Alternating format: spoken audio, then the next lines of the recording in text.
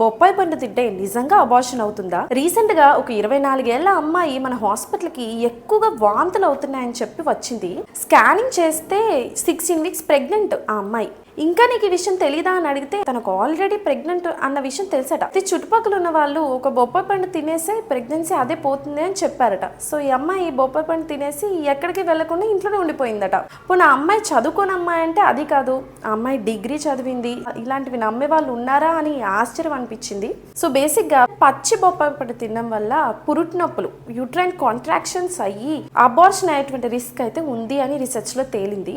ఈ అబార్షన్ కూడా incomplete abortion లాగా అవ్వడము, ఎక్కువగా బ్లీడింగ్ అవ్వడము, అనీమియాలో ల్యాండ్ అయిపోవడము, లోపల ఇన్ఫెక్షన్ అవ్వడము, ప్రాణాల మీదకి వచ్చేటువంటి కాంప్లికేషన్స్ లో కూడా ల్యాండ్ అవ్వచ్చు.